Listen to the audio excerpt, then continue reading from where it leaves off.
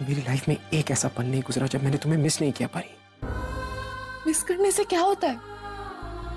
अगर आप इतना ही मिस कर रहे थे तो मेरे पास आए क्यों नहीं?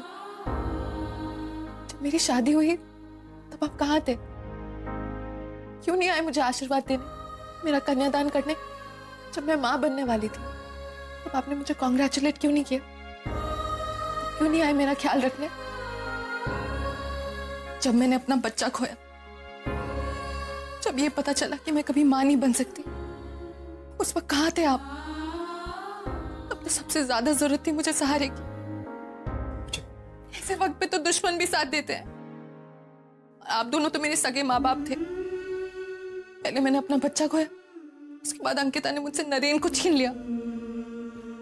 इतना सब कुछ हो गया फिर भी आप दोनों नहीं आए। अगर तब नहीं आए तो आप क्यों आए? अब क्या चाहिए आपको? परी देखो, मैं जानता हूं कि जिस वक्त में मेरी जरूरत थी उस वक्त मैं नहीं था यहाँ, लेकिन मैं अब हूं। देखो देखो परी प्लीज। आपके हालात कैसे थे, आप किस चीज से गुजर रहे थे, इससे मुझे कुछ फर्क नहीं पड़ता, क्योंकि मैं जानती हूँ ये सब सिर्फ एक्सक्यूजेस है। ये सिर्फ एक्सक्यूजेस है। सच तो ये है कि आपने मुझसे कभी प्यार नहीं किया। You never cared for me। या यही सच है, मैं जानती हूँ। पूरा एपिसोड देखिए ZEE5 पर।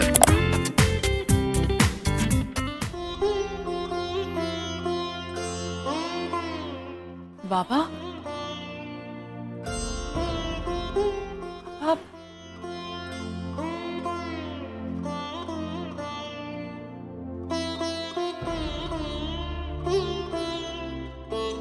अब कैसे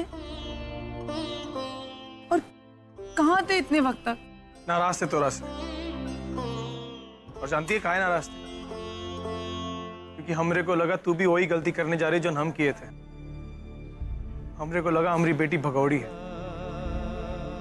लेकिन नहीं।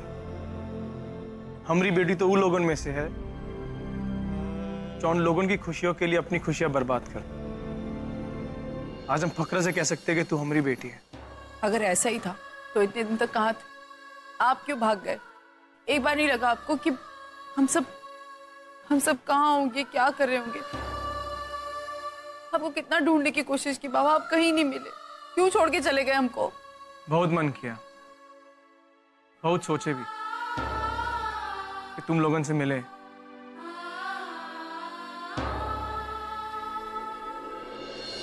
अरे कब प्यारी बच्ची है, लेकिन बस आई नहीं तुम लोगों से मिलने। लेकिन ऐसा मत समझ कि तोरा से मिलने नहीं तो तोरी जांच पड़ताल नहीं किए। तोरे पीछे जासूस छोड़ रखे थे हमने, देखना चाहते थे कि तू कैसन है, ठीक है भी कि नहीं। फिर सोचा था कि जब मौका लगेगा तो, लेकिन ही हमारा दामाद नरेनबा ये लेके आया हमरे को यहाँ। बाबा, अब आप हमें कभी छोड़कर तो नहीं जाएंगे ना? अरे अब कहाँ जाएंगे, अब तो गुस्सा गुल। हम तोरा कन्यादान करने आए थे। आशी से आजुबा। आजुबा। फिर से बोल आजुबा हाय। आजुबा हाय। कैसे किया था? आजुबा हाय। अरे शाबाश, का प्यारी बच्ची है। ई बेटी है तोरा और नरेन की। हम जानते थे कि तू कभी कोनो गलत काम नहीं करेगी। मैं खेलने जाऊं? अरे बच्चा, तू खेलने जा, ये सबको नीचे गिरा दे, हम भी आते तोरा साथ खेलने, ठीक है? आजा शाबाश, जा जा। बाबा, वो अर्जुन अंकल और पूर्वी आंटी भी यहाँ पर आए। वो लोग जिंदा है? हाँ। जय भगवान। हाँ बाबा, वो सब ठीक है? समझ में नहीं आ रहा है कि मैं उन्हें कैसे फेस करूं।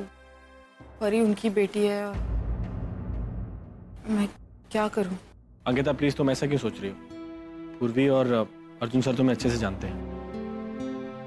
उन्हें पता है कि तुम गलत नहीं है। परी के साथ जो भी हुआ उसकी वो खुद जिम्मेदार है, इसमें तुमने कुछ नहीं किया। और अगर ऐसा सोचते हैं तो सबसे ज्यादा गिल्टी तो मैं ही फील करूंगा। सो ये बात अपने दिल से निकाल दो। मैं ठीक कह रहा हूँ ना बाबा? अंकिता ये बिल्कुल ठीक कह रहा है। हम पूर्वी को बहुत अच्छे से जानते हैं, वो कोनों में भेदभाव नहीं करती कभी। पप्पा ने हमारे परिवार को फिर से जोड़ दिया है। कैसे पूरा नहीं करते? इतने सारे लोगों की प्रार्थना वो अनसुना थोड़ी कर सकते थे।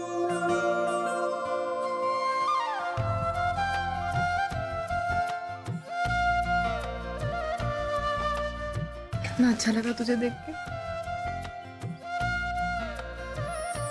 फूफी,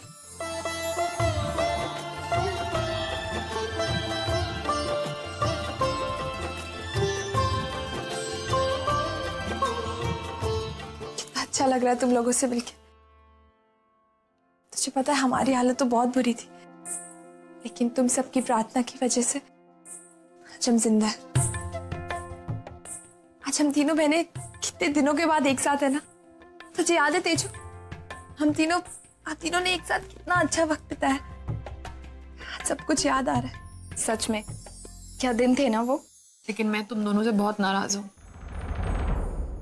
क्यों? क्यों क्या? मेरी बिल्कुल भी याद नहीं आई ना तुम दोनों को। दोनों मुझे छोड़ के चले गए। तुम्हें पता है मैं पुराने दिन याद करती थी, तुम दोनों को मिस करती थी, अकेले में रो देती थी। आज के बाद हमें से कोई भी नहीं रोएगा। अरे ई भाई को भी तो गले लग लो।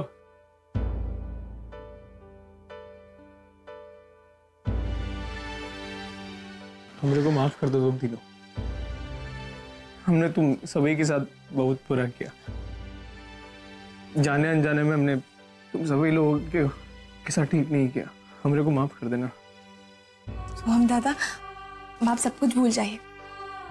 हम सब एक नई शुरुआत करेंगे। ठीक है, लेकिन पहले तुम लोग बोलोगे तुम हमरे को माफ किए।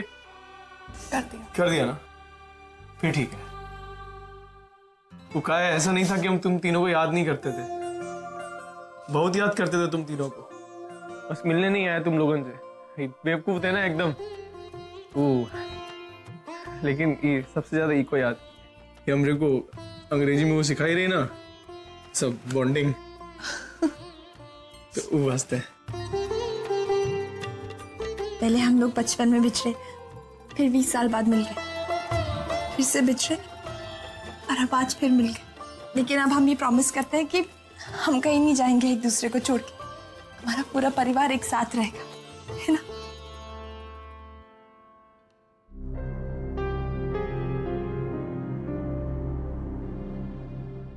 सो हम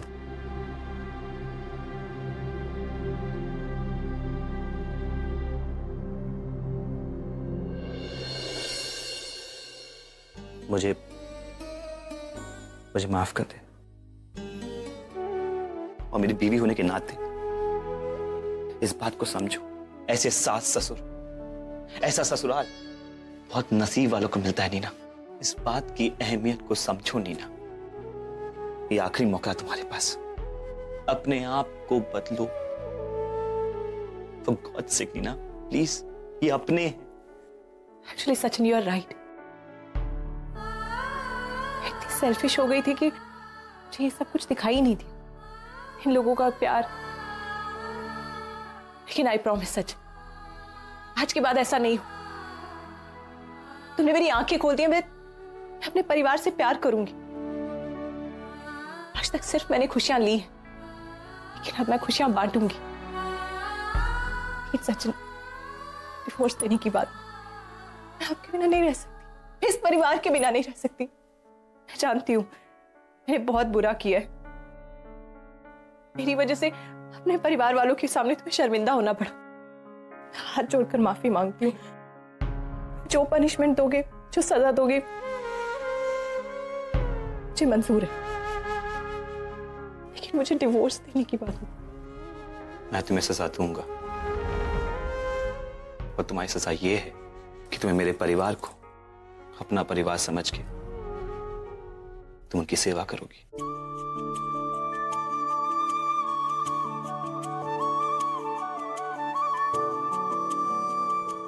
मैं कहता हूं तुम्हें माफ करने वाला, मैं तो खुद गुनहगार हूं नीना। लेकिन मैंने अपने परिवार से एक चीज सीखी, हमारा दिल बड़ा होना चाहिए, और हम अब अपना दिल बड़ा करेंगे और उन्हें अपनाएंगे, और उन्हें वो सारी खुशियां देंगे जो उन्हें मिलनी चाहिए। प्रॉमिस। पूरा एपिसोड देखिए ZEE5 पर।